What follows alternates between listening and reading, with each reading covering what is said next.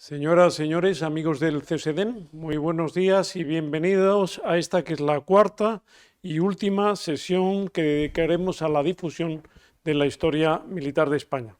Algo que en esta ocasión hacemos desde nuestro centro de producción audiovisual del Centro Superior de Estudios de la Defensa Nacional. En mi calidad de presidente de la Comisión Española de Historia Militar y como director del CSDEN, es para mí una gran satisfacción dar a conocer y poner a disposición de la sociedad española esta magnífica colección de historia, una obra definitiva que supone un referente en la historiografía militar y que ha sido producida en este centro gracias a la inestimable colaboración de la Real Academia de la Historia y al patronazgo de la Fundación Ramón Areces y que ha sido editada por el Ministerio de Defensa. Hemos querido cerrar este breve recorrido por nuestra historia militar dedicando esta sesión de hoy a uno de los símbolos de nuestra identidad colectiva y de nuestra soberanía, la bandera nacional. La bandera que todos conocemos surge,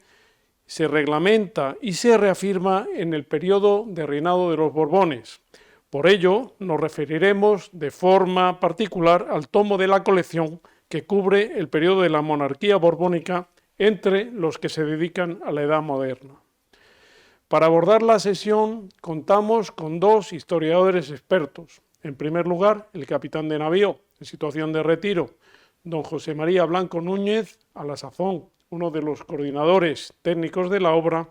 quien nos ofrecerá una breve presentación del tomo dedicado a los Borbones. Posteriormente, el excelentísimo señor don Hugo O'Donnell y Duque de Estrada, coordinador general de la colección, nos presentará una ponencia que versará sobre la bandera nacional. Me gustaría, antes de dar paso a nuestro primer ponente, reiterar mi agradecimiento tanto a la Real Academia de la Historia como a la Fundación Ramón Areces, ya que sin su aportación esta obra no habría sido en absoluto posible. Damos pues paso a nuestro primer ponente, el capitán de navío, don José María Blanco Núñez, un amigo de esta casa y miembro distinguido de la Comisión Española de Historia Militar. Entre sus muchos méritos académicos, solo mencionaré que el capitán de navío Blanco es diplomado en Estudios Avanzados de Historia Moderna por la Universidad Complutense y académico correspondiente de la Real Academia de la Historia. Académico de número de la Academia de Ciencias y Artes Militares, es además, como ya he anticipado, autor y uno de los coordinadores de esta colección de Historia Militar de España. Mi comandante, querido José María, muy buenos días, bienvenido al CSDEN y cuando quieras tienes la palabra. Muchas gracias, mi general, por hacerme el honor de figurar en esta presentación con la que la CEISMI ha querido difundir su magna obra sobre la historia militar de España. Gracias también y muy especiales a nuestro vicepresidente y director de ella por haber confiado mis flacos servicios durante los 17 años que llevamos involucrados en la misma. Quiero decir en voz bien alta que, sin olvidar el lógico y constante apoyo recibido para su publicación y difusión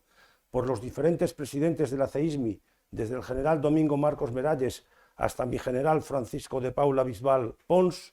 el don de gentes, la constancia, la paciencia y el profundo conocimiento de lo que se traía entre manos de don Hugo han sido esenciales para que la obra llegase al buen puerto en el que se halla ahora plácidamente fondeada a la espera de que se embarquen en ella cuantos amantes de la historia lo pretendan. El libro que presentaremos hoy es el tercero,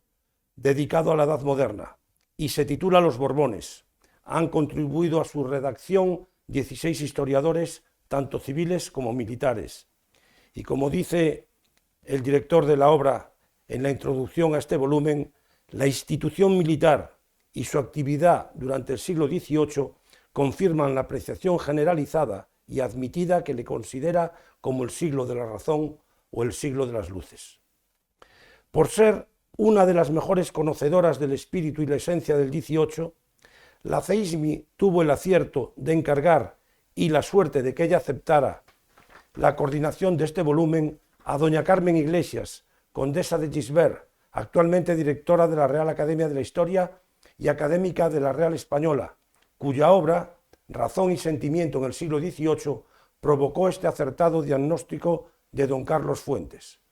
Cito literalmente: la historia es un flujo continuo y en ella no hay éxitos ni fracasos definitivos, sino un conjunto de sentimientos humanos en los que el azar y la necesidad obligan a seres humanos concretos en cada época a responder a los desafíos históricos con los instrumentos que las culturas les proporcionan. Fin de la cita.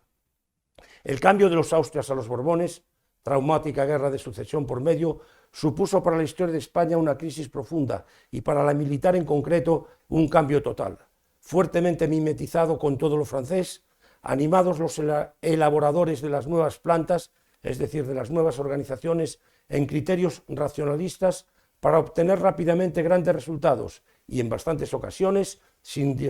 disponer del tiempo necesario para probar, ensayar, corregir o descartar los cambios introducidos. Mi recorrido a través del siglo, en lo que a historia militar se refiere, se basará en la trascendental introducción de cuerpos permanentes, reglados, uniformados, pronto acuartelados, alimentados, armados y pagados por la corona, y todo ello regido por las sucesivas ordenanzas, de lo que lo único criticable es que fueron tan perfectas que duraron 2 siglos. También trataré de centrar el tiro en lo conjunto, en la constante utilización conjunta del ejército y la armada, no solamente en las muchas expediciones y operaciones sabidas, sino también en la constitución de las dotaciones de los navíos, en la facilidad para cambiar de ramo y en la originalidad de concebir que las escuelas militares, naval incluida, es decir, la Real Compañía de Guardiamarinas y su academia, daban una formación militar que, una vez obtenida, podía desarrollarse en el cuerpo que el nuevo oficial pretendiese, mediando una simple instancia al rey. Así comprobamos que durante el siglo un 17% de los guardiamarinas formados en la Real Compañía Gaditana, inaugurada en 1717, pasaron a servir en diferentes regimientos por toda España. Ejemplos tan elocuentes como el del famoso Marqués de la Romana, que estuvo en la Armada hasta el empleo de capitán de fragata, en que pasó al ejército de tierra, o el capitán de infantería don Vicente Tofiño de San Miguel, del regimiento de Soria, de guarnición en Segovia, que pasó a la Armada como profesor de la Academia de la Real Compañía de Guardiamarinas para llegar a teniente general en ella y ser el padre de la ideografía moderna española. Toda la gestión del personal militar del siglo, tanto en su formación como en el desarrollo de sus carreras, estuvo presidida por una flexibilidad que hoy en día nos cuesta comprender. No faltaron teatros ni campos de batalla a estos oficiales ilustrados, y este adjetivo lo empleamos con todo conocimiento de causa, pues en un momento en el que las universidades españolas apenas contemplaban el estudio de las matemáticas, la física, la química o la mecánica, casi exclusivamente podían adquirir estos conocimientos los alumnos de ingenieros de la Escuela de Matemáticas y Fortificación de Barcelona, inaugurada en 1720, de los cuales solamente el 10% de cada promoción era admitido a ingresar en el cuerpo de ingenieros constructores, que además de baluartes y castillos, construyeron los magnos arsenales de la Armada. Los artilleros de Segovia, 1764, que tuvieron, entre otros, y nada menos como profesor a Marcel Proust, o la Academia ya citada de Guardiamarinas de Cádiz de 1717, que, por ejemplo, sin terminar sus carreras, fueron a medir el arco de meridiano al Ecuador don Jorge Juan y Santa Cilia y don Antonio de Ulloa, acompañando a lo más selecto de los científicos franceses del momento. Otro aspecto importante de lo conjunto lo constituye el hecho de que cuando se creó el Cuerpo de Oficiales de Guerra de la Real Armada, luego llamado General de la Armada, se dispuso, capítulo 1 de las ordenanzas de Patiño de 16 de junio del 17, que los capitanes generales, tenientes generales y jefes de escuadra, es decir, los generales de marina, que su majestad había mandado crear, fuesen generales de mar y tierra, y todos tuviesen el mismo mando y autoridad. En las del 93 se dispuso que todos los oficiales de marina deben alternar en el mando y servicio con los vivos de su graduación, ahora los vivos les llamamos en activo, correspondiente del ejército por antigüedad de patente y nombramiento. A mayor abundamiento, Cuando se trata de la uniformidad de los oficiales de marina, al llegar a la de sus generales, dice el Tratado Segundo, título primero, artículo 72 de las del 93. Los oficiales generales de la Real Armada tendrán por propios de su clase los mismos 2 uniformes de los oficiales generales del Ejército. Es decir, la uniformidad de marina se definió desde guardiamarina hasta capitán de navío. Por cierto, la de guardiamarina, mimética total con las Reales Guardias de Corps. Pero la de general era la misma que la del Ejército. De ahí viene que los almirantes sigan usando la faja roja y que sus palas de verano sean casi idénticas a las de sus homólogos de tierra. Volviendo al anunciado sobre operaciones conjuntas, durante el siglo tendrá lugar el sitio de Barcelona, bloqueada por tierra y por mar, la conquista de Mallorca, las expediciones a Cerdeña y Sicilia, fruto de la llegada de doña Isabel de Farnesio a esposarse con don Felipe V y a la privanza de Alberoni, uno de los padres fundadores de la Real Armada. El otro fue don José Patiño, intendente del Ejército de Cataluña antes de serlo general de dicha Real Armada. En la de Sicilia se atentó contra el principio estratégico de la unidad de mando, encargándoselo a un triunvirato compuesto por el marqués de Lede, que era jefe del ejército que iba a desembarcar en Sicilia, a dicho don José Patiño y a un a modo de almirante que en realidad era un constructor naval, don Antonio Gaztañeta, lo cual condujo al desastre de Cabo Pasaro. Enseguida encontramos una operación anfibia impecable, la toma de Orán, 1732, previo el asalto anfibio de Mazalquivir, lo que hemos podido explicar correlacionándola con las diseñadas en el cuaderno táctico para operaciones anfibias vigentes hoy en día en la OTAN. Nombrado gobernador de la recién conquistada plaza el general don Álvaro Arnove Osorio, marqués de Santa Cruz de Marcenado, el principal escritor militar del 18, cuyas reflexiones militares, dicen, inspiraron a Federico el Grande de Prusia. Don Álvaro moriría en el campo del honor, víctima de un ataque de los argelinos al poco tiempo de la conquista de la plaza. Conjunta fue también la victoriosa derrota a los ingleses de Cartagena de Poniente, en el Día de Indias, donde el virrey Eslava y el jefe de escuadra de la Real Armada, don Blas de Lezo y Olavarría, a pesar de sus disentimientos en materia de estrategia, derrotaron completamente a la mayor escuadra puesta en juego hasta entonces por la Gran Bretaña y a su fuerza de desembarco. Sin embargo, la conjunción en La Habana, 1762, por los graves errores cometidos por los mandos naval y terrestre, llevó al desastre y a la costosísima recuperación tras la paz de París, que puso fin a la de los 7 años en la que nunca se debería haber entrado. En el subsiguiente Consejo de Guerra a los citados mandos militares de La Habana, fueron acusados y condenados por lisonja al rey, que era un delito previsto y penado en el Código de las Partidas del Rey Sabio. Los sitios, y sobre todo el último, el gran sitio de Gibraltar, fueron totalmente conjuntos y en cierta parte combinados con Francia, que nunca puso la suficiente carne en el asador para alimentar la obsesión de recuperación española, obsesión seguida por la que tampoco conseguimos, la de la Jamaica, espina estratégica clavada en el Caribe que perturbaba el dominio de aquel otro Mediterráneo occidental español. La conjunción en el pretendido y fracasado desembarco en Argel, generales O'Reilly y González de Castejón, 1775, puede concretarse en la frase del primero,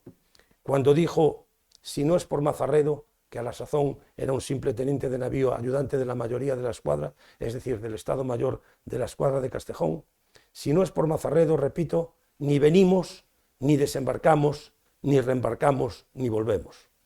Otra perfecta conjunción, a pesar de algún roce, fue la de la escuadra Moreno con el ejército del duque de Crillon, general de procedencia francesa que estaba al mando del campo de Gibraltar, consiguiendo expulsar de Mahón a los ingleses en el mismo año de 1781. Mismo año en que se produjeron en la Guerra de la Independencia de los Estados Unidos de América las reconquistas de Florida y Bahama, donde se lució Gálvez gracias a las tropas que le proporcionó la escuadra de don José Solano y Bote, que burló el despliegue montado por el inglés en el Atlántico para capturarlo, por lo que recibió los títulos de vizconde del Feliz Ardiz y marqués del Socorro. Gálvez tuvo cierta incomprensión con las dificultades marineras encontradas por los comandantes, de aquellos navíos que tenían más de 7 metros de calado, en costa tan baja y con canales no abalizados, pero la conjunción triunfó y los objetivos se alcanzaron. Y para finalizar el siglo, en 1793, año del apogeo de la Marina, año en que la Armada alcanza su mayor número de navíos, fragatas y embarcaciones menores, la operación combinada y conjunta Almirantes Hood y Lángara en el Midi francés, en plena guerra de los Rosellón, que procuró la ocupación de la base naval de Toulon durante 6 meses y a la postre que allí destacase un joven capitán de artillería de nacimiento corso y raíces italianas llamado Bonaparte, que ya apellidado Bonaparte se disparó hacia la gloria imperial desde su batería de los hombres sin miedo para desolación de Europa. Por cierto, la fuerza de desembarco anglo-española, es decir, combinada y conjunta, fue mandada hasta que cayó herido en Monfarón por el general de Marina don Federico Gravina y Napoli. Además de esas grandes operaciones, como la Armada vio crecer el número de sus unidades de forma espectacular a partir de la puesta en marcha de los 4 grandes arsenales de Ferrol, La Carraca, Cartagena y La Habana, reinados de Fernando VI y Carlos III, ministerios de Ensenada, Arriaga y Castejón, nunca dispuso de las indispensables fuerzas de guarnición procedentes del Cuerpo de Batallones de Marina, hoy conocido como Cuerpo de Infantería de Marina, por lo que el ejército cubría esas necesidades.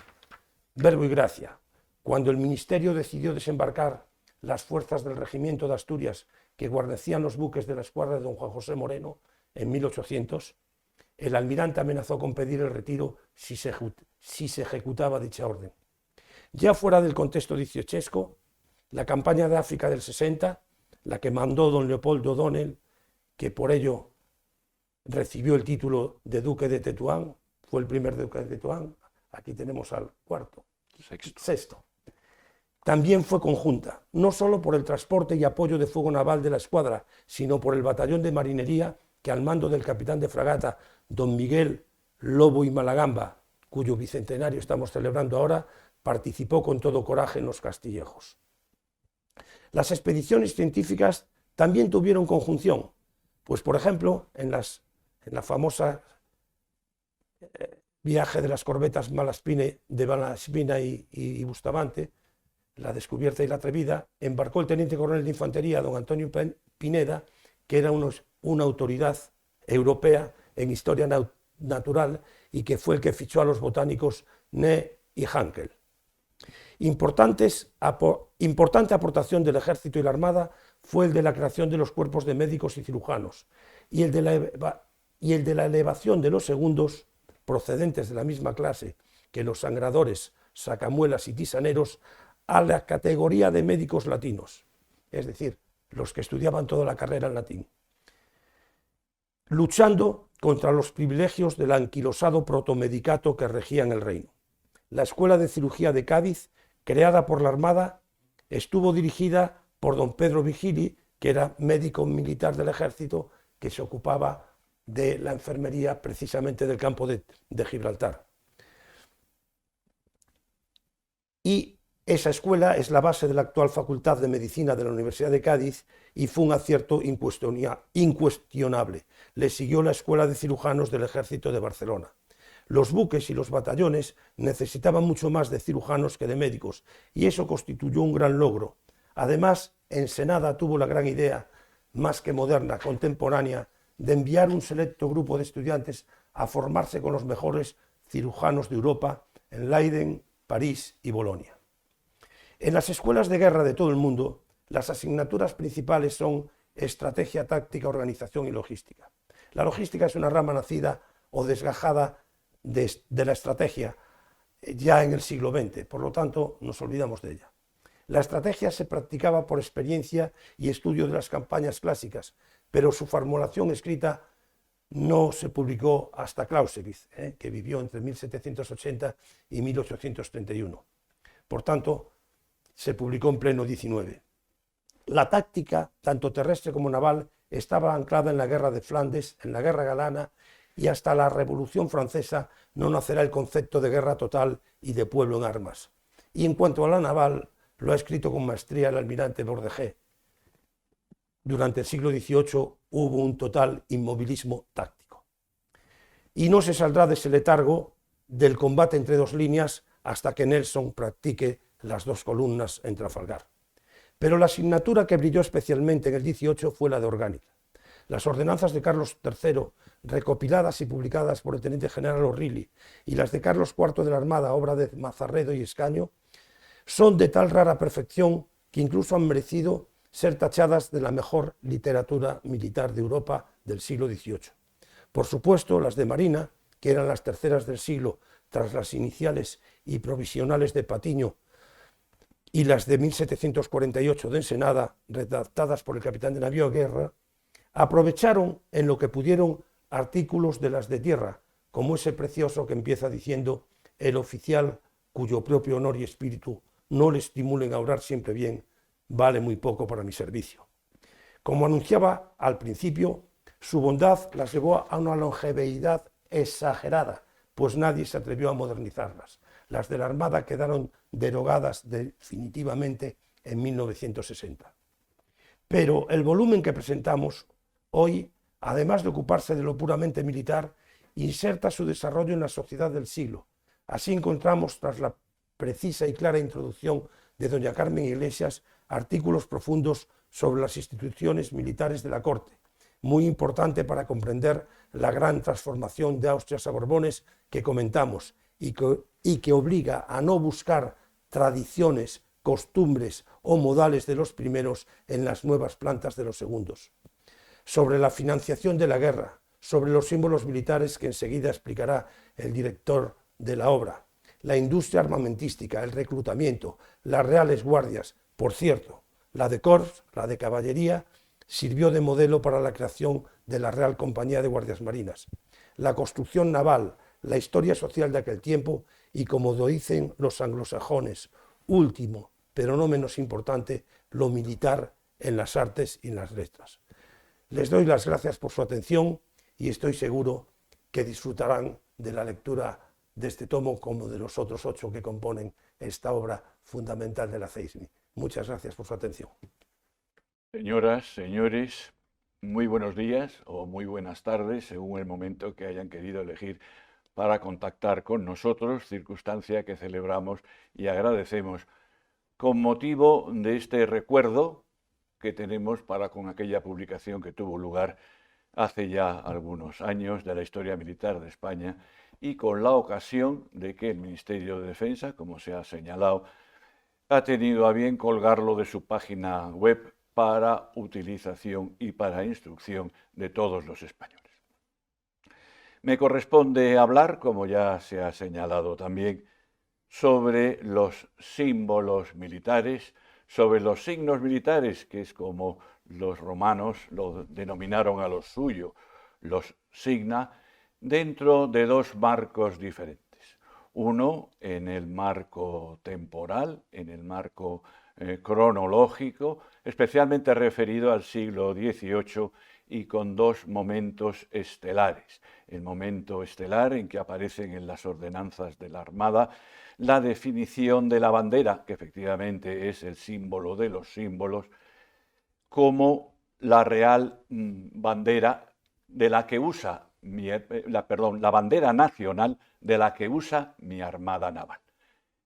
Con lo cual está describiendo dos características. Por primera vez está definiendo a la bandera con ese carácter nacional, aunque sea carácter nacional de acuerdo con el criterio del antiguo régimen y no con la contemporaneidad, pero también acotada su uso a la institución de la Armada. Y el segundo momento estelar, que también será protagonista la Armada dentro del siglo XVIII, el momento revolucionario en que esa Armada va a adoptar por parte según el criterio real, unos nuevos colores con ninguna relación con la dinastía que los regía. También, evidentemente, tendré que hacer una referencia a un antes y a un después. Y el segundo de los marcos es el marco contextual, como también se ha señalado. Me estoy refiriendo a ese libro que constituye uno de los volúmenes de la historia militar de España y que, dirigido por doña Carmen Iglesias, hace referencia a los reinados de los primeros órdenes. La bandera, es decir, las banderas, tienen un origen estrictamente, restrictivamente militar y un desarrollo muy largo también bajo ese signo exclusivamente militar. Habrá que esperar mucho tiempo para que ese poder de irradiación y siguiendo diversas etapas se convierta en el símbolo entrañable, en el símbolo personal, en el símbolo colectivo que llega al corazón de todos los españoles. Creada no ex novo, pero sí recreada, por así decirlo, con motivo del decreto de 1785, el primer momento de expansión de la bandera será dentro de la propia Armada, pero por instituciones que no están reglamentadas uniformemente por la ordenanza naval. El segundo momento será aquel en que la administración civil, que hasta entonces solo muestra como vinculación con la soberanía a la que sirve esos grandes escudos pétreos que se colocaban en las fachadas de los edificios, de las secretarías, de cada una de esas dependencias, de esas carteras, de esas secretarías y, mucho más importante, de esas legaciones en el extranjero. Escudo que bien fuera sencillo o bien fuera gran escudo, lo representaba. Momento no determinado, pero determinable. Un tercer momento es aquel del decreto, que corresponde al decreto de 1843, en virtud de cual la bandera de uso exclusivamente de la Armada pasa a ser de uso general para los institutos armados, para las Fuerzas Armadas, diríamos hoy, en unos términos legales, pero no prácticos, y que se aplicará, se acatará, pero no se aplicará plenamente, como veremos. Y un último momento,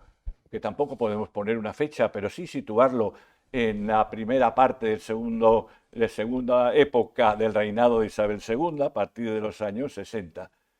El pueblo español se identifica plenamente con esa bandera que haya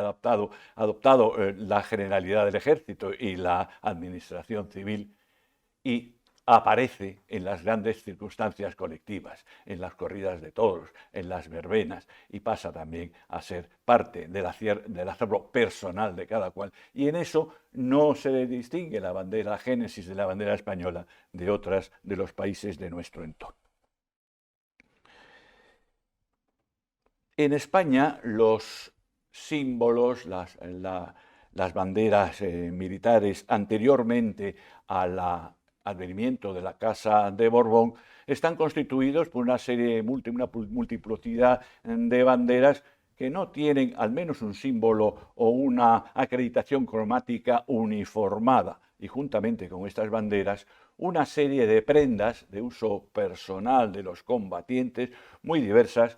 que van desde las bandas a las fajas, a las escarapelas, a las rosetas y también a los florones de los sombreros.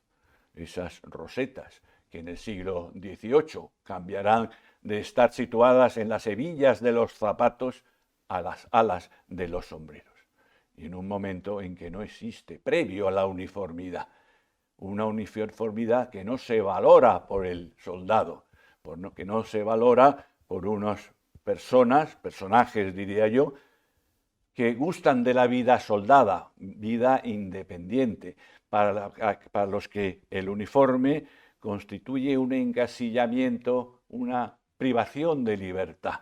como queda demostrado a través de tantos escritos, no solamente de tratadistas y de literatos, sino también de los propios protagonistas, que gustan de vestir a su forma, al modo soldado, de acuerdo con una moda tal vez, pero no con una uniformidad. Esas prendas que corresponden a ese color ancestral, ese color de siempre, que es el color rojo de la rosa roja castellana y también filipina. Roseta viene de rosa. Esas bandas rojas españolas son una manifestación de naturaleza vasallática, sin duda. Sin embargo, no podemos denominarlas españolas en el sentido concreto de la palabra, ya que las comparten todas las naciones, volvemos a decir en este sentido, al cual nos hemos referido, podríamos decir, de reinos, que dependen de esa complejísima conjunto o monarquía hispánica, en la cual cada reino tiene su independencia, sus instituciones, sus parlamentos, diríamos hoy en día, pero que todas comparten ese símbolo común como parte de un bloque especialmente militar, sobre lo que volveremos más adelante. En este sentido, hay que entender e interpretar algunas frases o algunas expresiones de nuestra literatura, y mucho más concretamente aquellos en aquella comedia, Odios de afecto y amor tan traída y llevada de Calderón de la Barca, en la cual la dama Cristerna, que es una evocación sin duda de Cristina de Suecia, pues pregunta a un soldado español: ¿de qué nación sois? Y el soldado le responde un tanto irrespetuosamente: creía que habíais visto la banda. La banda os lo hubiera dicho. Soldado, vasallo de España soy. Borgoña es mi patrio nido. Porque ya fuera nativo del Franco Condado, de Flandes, de la propia España peninsular, o de Allende los Mares, o bien italiana, todos se sentían bajo ese signo común. Es una prenda distintiva exclusivamente también de los combatientes, pero de los combatientes también lato sensu, desde el rey, que normalmente no lo es, pero que gusta de vestirse con esos brazales muy ricos naturalmente, para ser representado en los cuadros de Estado, hasta el último mochilero, que naturalmente lo que llevará será un burdo paño, pero siempre color rojo. El uniforme, que es una introducción, una creación del siglo XVIII, cuando ya el concepto de uniforme ha variado, como también veremos, es un compendio también, o además, de todas estas prendas que pasan a una sola bandera móvil, que no es otra cosa que el uniforme. Sin embargo, hay una de estas prendas que es la escarapela, es decir, aquella roseta que ha subido, que ha trepado hasta las alas del sombrero, que sigue su propia trayectoria, desde esa escarapela, de esa roseta roja, hasta la escarapela bicolor, igual que la bandera, que continuará hasta finales del siglo XIX. Pero será esa escarapela, en el siglo XVIII, la que sufrirá una alteración poco conocida, que tendrá también mucha influencia a la hora del diseño de la bandera nacional de Carlos III. El momento es el momento de principios de la Guerra de Sucesión, y el escenario es la guerra en el Teatro de Operaciones de Italia. Por imposición de Luis XIV, ese ejército compuesto por tropas francesas y tropas españolas y de otros lugares al servicio de Felipe V, van a utilizar un símbolo común, esa escarapela, pero de dos colores, el color blanco francés y el color rojo tradicional español. Será el Luis XIV, documentalmente probado, el que designe este tipo de cocardas, como llaman los franceses, de cocarde rouge avec des extrémités blanches. Tendrán un tiempo, o sea, de duración efímera, y se volverá a la escarapela roja. En tiempo previo también a los Borbones, las banderas son a gusto del capitán, bien sea del capitán de mar y guerra o bien sea del capitán de infantería, y en su condición de capitán reclutador o en su condición de capitán propietario. Él dará su diseño el tamaño sí es homologado, y también tendrán ese símbolo común, pero interpretable de muy diversas maneras, de las aspas de Borgoña, que en muchas ocasiones ni siquiera son en su color naturalmente rojo. Ni tampoco revisten esas características habituales de los estandartes reales de hacer figurar los bastones rugosos, citados bastones rugosos de Borgoña, que son tantas que la designación de bandera o la de compañía son perfectamente sinónimas. Hay tantas banderas como compañías, banderas diferentes. Sabido es que cuando el francés Felipe de Anjou cruza la frontera del Bidasoa, trae consigo una serie de reformas muy importantes, de las cuales tal vez la más señera, diseñada naturalmente por los consejeros del Rey Sol, es esa concepción del despotismo ilustrado, o que hemos dado en llamar despotismo ilustrado. Naturalmente en su momento no tenía esa consideración. Pues a través de esa frase conocida de l'état c'est moi, y que en términos vexilológicos, en términos de cromáticos, tiene mayor representatividad en aquella frase que no es de Luis XIV, pero que pudiera haber sido perfectamente, y que dijo Luis XVIII en sus propias ordenanzas navales, Luis XV, que es el contemporáneo, por tanto especialmente relevante, de Carlos III, dijo: la couleur du roi, es decir, la suya, el blanco,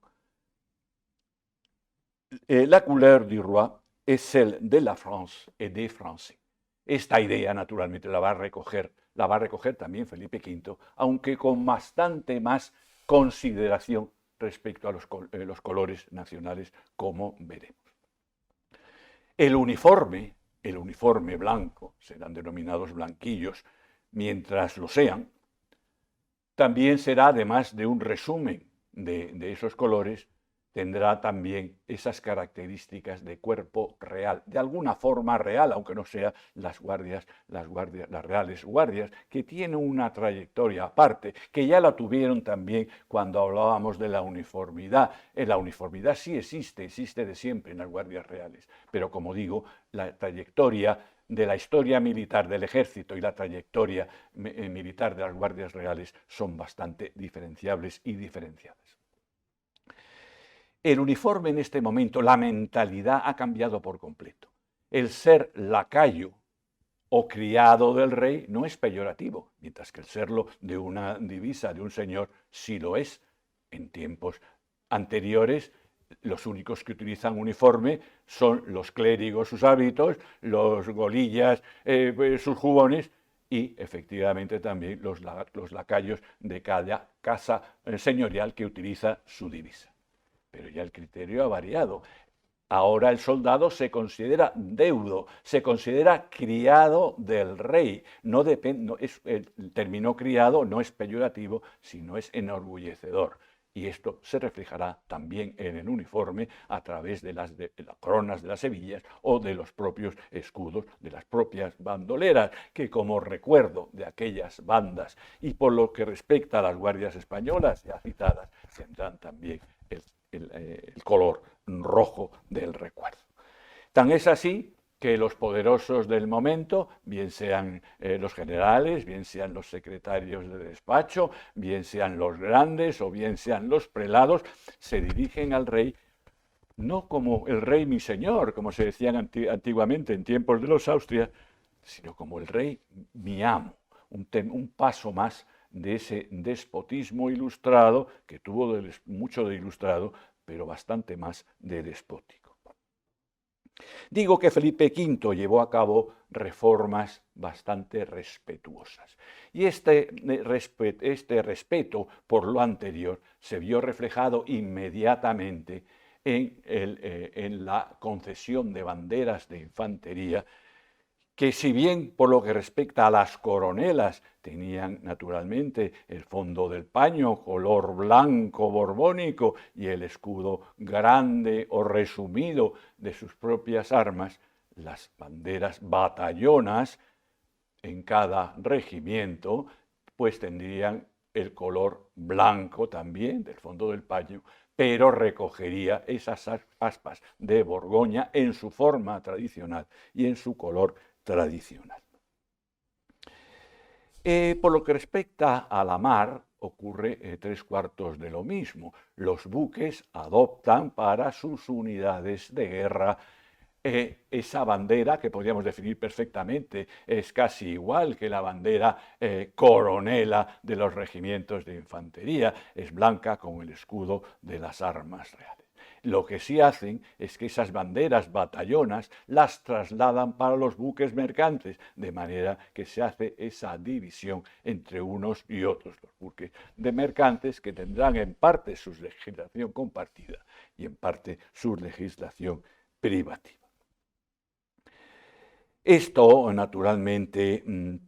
significa pertenecer a un bloque, o sigue significando pertenecer a un bloque, con alguna distinción nacional. Y esa pertenencia al bloque, por lo que a la Armada se refiere, también afecta a los propios buques. Los buques se pintan de blanco albayalde, de blanco plomo, blanco bastante nocivo para la salud, aunque sea una anécdota, y bastante dañino para los pulmones del pobre Calafate o del pintor, que subido a su andarivel se vio obligado a pintar los cascos de los buques. Bloque definitivamente en Borbo. Va a ocurrir, a pesar de esta intencionalidad generalizadora, que es especialmente relevante en el ejército de tierra, pero también remarcable en la armada, o mejor dicho, en los buques en general, que este intento de unificación va a fracasar. Van a fracasar muchos, incluso después, a partir de 1843. Se llevará a cabo ese se acata pero no se cumple, que se decía de las leyes de Indias por parte de los encomenderos. También por mucha tolerancia desde el punto de vista del monarca o de la monarca reinante. Tenemos que tener en cuenta que hay una afección especial por las banderas. Esa afección personal hacia las banderas también se traduce en el gusto, en el honor que supone que la propia bandera sea diferente a la de las demás. De manera, y también por concesión graciosa del rey, que aparecen unos colores nuevos, además de los tradicionales, un color morado para unas banderas coronelas, y en el arma de caballería, pues esto se nota especialmente, ya son los estandartes son de colores muy diversos. Digo que también ocurre en marina, porque sucederá que si bien los buques de guerra, que van a ser los protagonistas de este cambio de la bandera, por razones lógicas, por razones absolutamente pragmáticas, tenemos que tener en cuenta que en este siglo XVIII son muy pocas las unidades que luchan fuera de nuestras fronteras, mientras que los buques están paseando el pabellón en paz o en guerra por todos los buques del extranjero. Y tenemos que tener en cuenta que es esa percepción de fuera adentro lo que determina más o remarca más la nacionalidad. Pues bien, digo que también hubo este momento de reacción o de cierta reacción al cambio de la bandera, y me estoy refiriendo a épocas anteriores a la bandera que luego devendrá en la bandera nacional. Y hay algún caso histórico muy vinculado al tema al cual vamos a pasar inmediatamente, que es la adopción de la bandera bicolor. En el año 83, en pleno bloqueo de Gibraltar, se produce un accidente notable, importante y decisivo, que es una embarcación procedente de los puertos del País Vasco, probablemente de Bilbao, es hundida por las baterías de las paralelas españolas que están asediando a la plaza de Gibraltar. Es hundida por fuego propio, y a la hora de que esto se abre naturalmente un expediente, se descubre que ha sido porque estaban utilizando, como era bastante generalizado, las banderas de puerto, que estaban no reglamentada, sino, como ya hemos dicho, que para los mercantes, tendrían que ser utilizadas las banderas blancas con la cruz de Borgoña. Y da la casualidad, o no la casualidad, sino que es natural que esto hasta cierto punto suceda, porque estamos hablando de una bandera prácticamente o muy similar a la actual icurriña y por lo tanto extremadamente parecida a esa bandera que ya utiliza la Mediterranean Fleet, la flota del Mediterráneo que trata de desbloquear Gibraltar y que lo utiliza en su jack, es decir, en su parte superior de esta flota. Pero para que se produzca un cambio tan radical, y entramos ya en el meollo para acercarnos al final de la exposición, tendrían que darse muchas circunstancias. Todos sabemos, y es muy popular y es fácil de decir, que el propio documento de 1785 manifiesta los motivos por los cuales se cambia la bandera, que no dejan de ser ciertos, pero que no son los únicos. Se habla efectivamente de ese bloque borbónico, con los cuales el blanco es prácticamente universal, en que hay, cuando se mira por el longomira, por el catalejo, pues es muy difícil distinguir los cuarteles del escudo de una que sea de Nápoles, Sicilia. De Francia es mucho más resumido, más fácil, o bien el del rey de España, cuando te aproximas al combate, a esa guerra galana de la cual nos ha hablado el capitán de navío Blanco, pues ya a lo mejor ya has recibido la primera andanada, la primera andanada. De manera que ese es un motivo, y el motivo que se alega de que efectivamente es especialmente invisible o dificultoso de identificar en momentos de calma chicha en que la bandera se amorrona, se arruga sobre sí misma, pero también en las ventolinas, y que efectivamente por estar en el centro de la bandera, por estar en el batiente, pues es muy difícil de identificar.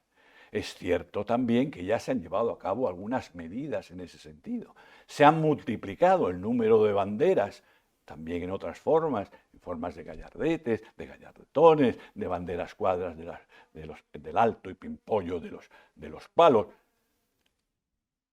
Y también se ha movido ese escudo central del batiente hacia el asta de la bandera para que sea un poco más distinguible. No han servido, como se ha visto, pues tampoco estas medidas para dar mayor visualización a esa bandera blanca del mar. Pero pienso que en la mente, o trasladándose de la mente de un ilustrado, y creo que hay pruebas suficientes para ello, cabe perfectamente que se tuvieran en cuenta otras consideraciones de orden político. El orden político se va a ver alterado. La alianza con Francia se va a ver alterada con ese cambio revolucionario respecto al bloque Borbón que ese blanco representa. También una afección, se tiene que pensar mucho porque un mero cambio puede afectar al sentir popular, sobre todo en un momento en que se han producido, sin dar explicaciones al pueblo, no es el momento, habrá que esperar al siglo XIX, en que se produzcan estas exposiciones de motivos, en que ha habido pues una revolución popular contra un ministro hasta entonces muy apreciado por cambiar la vestimenta de los madrileños. Y se ha producido también grandes altercados por esa decisión real, de la cual no se da explicaciones, de la expulsión de los regulares de la historia de la Compañía de Jesús, especialmente en las Indias. De manera que en la mente del legislador, que es el rey es el que rubrica, el que legisla es el que justifica ante el rey las medidas a tomar, pues, y en la mente ilustrada de don Antonio Valdés, uno de los grandes cerebros del siglo, pues tenían que estar presentes otras circunstancias. Y esas circunstancias, en primer lugar, son las circunstancias políticas, las circunstancias del entorno en que se vive. Tenemos que tener en cuenta que acaba de finalizar una guerra, teóricamente una guerra gloriosa, se ha humillado al pabellón británico, la alianza francesa ha tenido grandes resultados, pero no en la mentalidad del rey y de los españoles. Se han conseguido devoluciones territoriales en el otro mundo, pero el principal motivo de la guerra, que era la recuperación de Gibraltar, en el ánimo del rey, el rey moriría con esa espina clavada, no se había cumplido. Cuando el compromiso de Francia había sido clarísimo. El compromiso de Francia era el de no firmar, en primer lugar, conseguir la intervención española, pero con la condición de no firmar una paz por separado que no incluyera la devolución de Gibraltar. España se quedó ante la firma francesa, se quedó colgada de la brocha, como se dice vulgarmente, no se podía permitir continuar sola con la guerra contra el primer poder naval del mundo. De manera que tuvo que firmar, pero en el ánimo del rey, y esto queda clarísimo a través de los informes de la Junta de Estado, el precedente del Consejo de Ministros actual,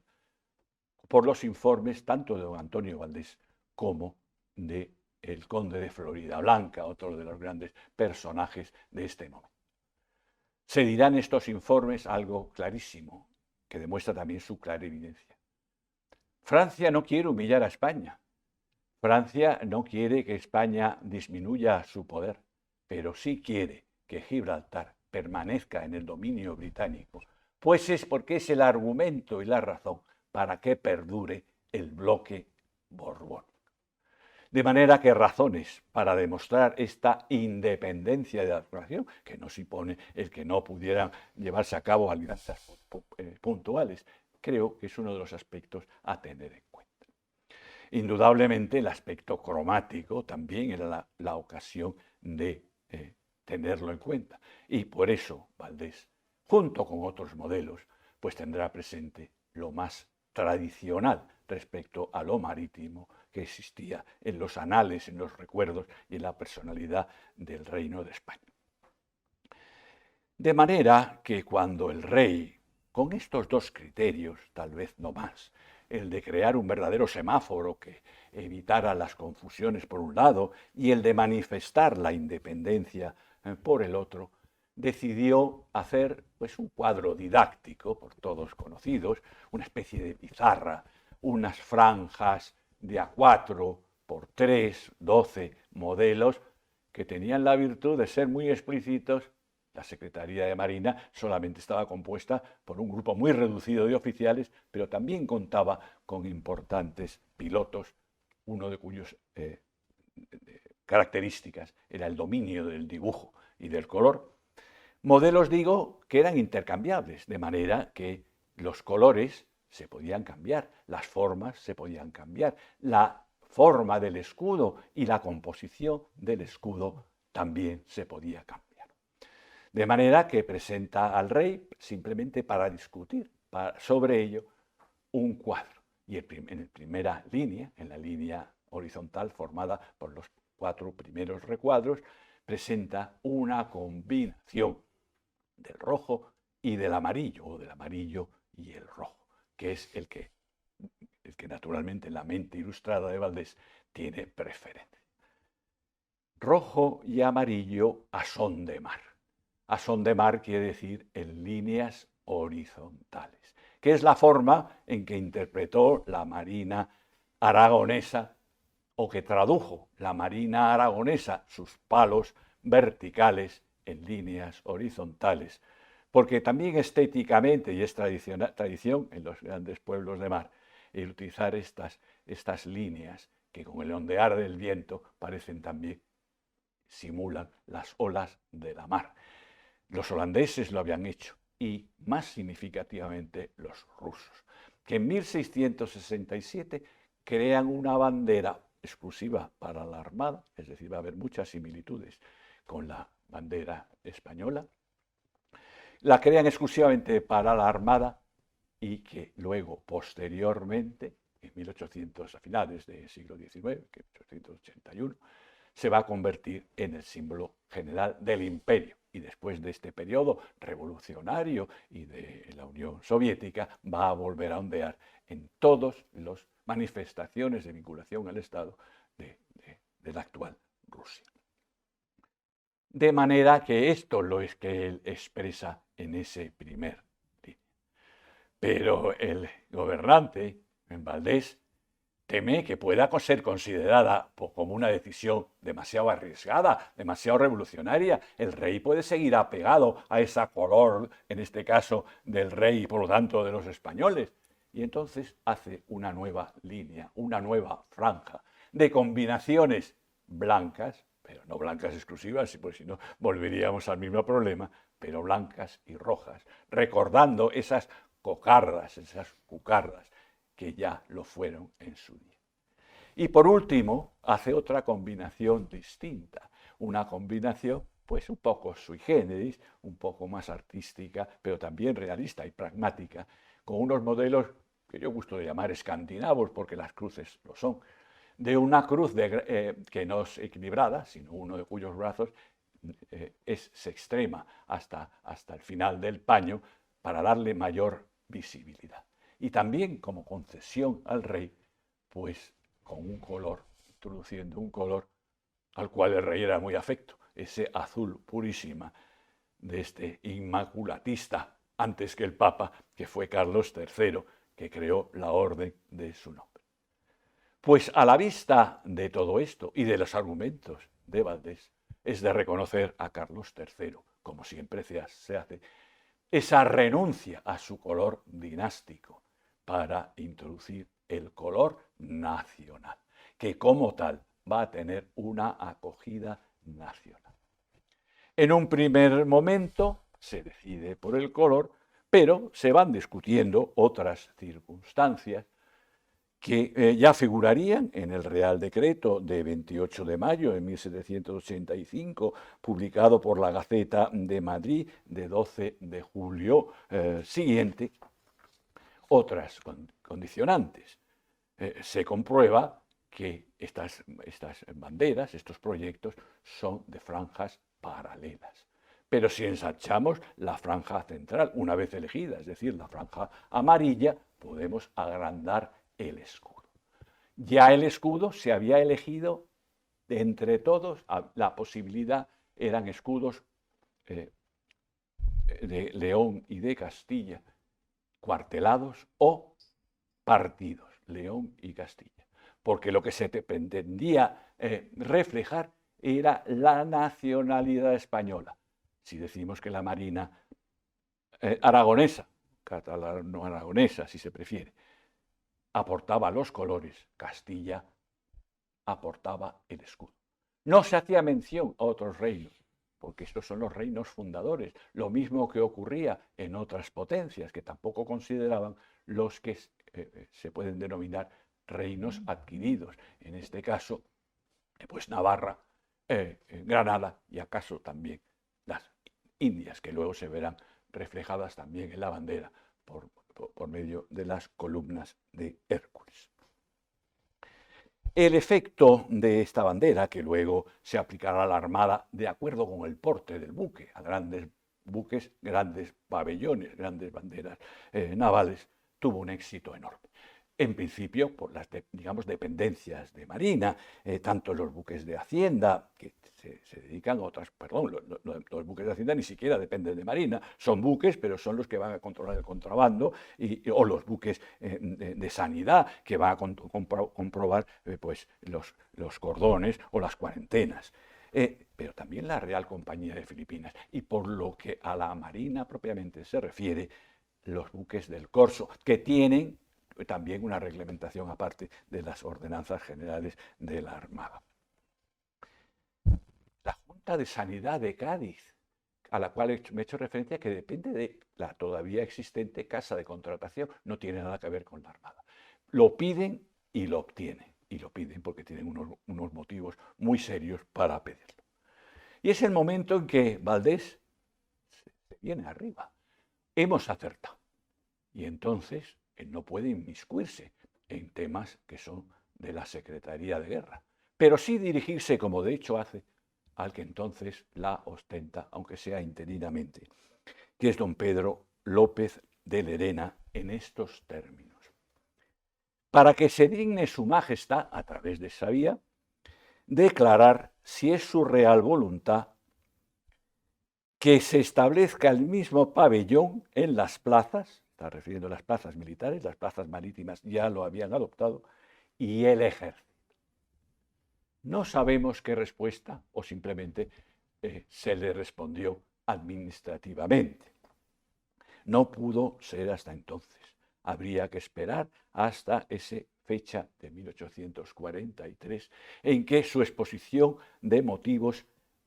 mostraría su extrañeza de cómo no se ha llevado esta medida que estamos llamando ahora en 1843, cómo no se ha hecho antes. Y está dado que efectivamente se había identificado, como digo, con la monarquía española y se había identificado con una monarquía española que no era ya el despotismo ilustrado, es una época constitucional en la que el partido parlamentario es en el que está en el poder. Es una enseña que ya se demuestra que es superadora de tiempos, de mentalidades y de regímenes, como se demostraría en 1873. Esa variación me veo obligado a hacerlo, porque es necesario hacerlo, en 1931, que de alguna forma es respetuosa en dos de sus colores con los colores tradicionales, introduce, como sabemos, el color morado. Y desde el punto de vista histórico, que es el único que a mí me corresponde hablar, la política juega en otros aspectos, pues se apoya en dos argumentos históricos. Uno de ellos, muy vigente entre los liberales del siglo XIX, una creencia muy extendida, aunque poco apoyada documentalmente, es que esos ahora gloriosos comuneros de las guerras de Castilla del año 20 en adelante, utilizaron las milicias concejiles, utilizaron ese tipo de banderas, lo cual históricamente, documentalmente está probado que es falso. Utilizaron las banderas, no inventaron unas nuevas banderas, utilizaron las banderas que ya tenían, banderas rojas, rojas de la rosa castellana, porque las comunidades son fundamentalmente castellanas. Y resulta que incluso Villalar, ahora denominado Villalar de los Comuneros,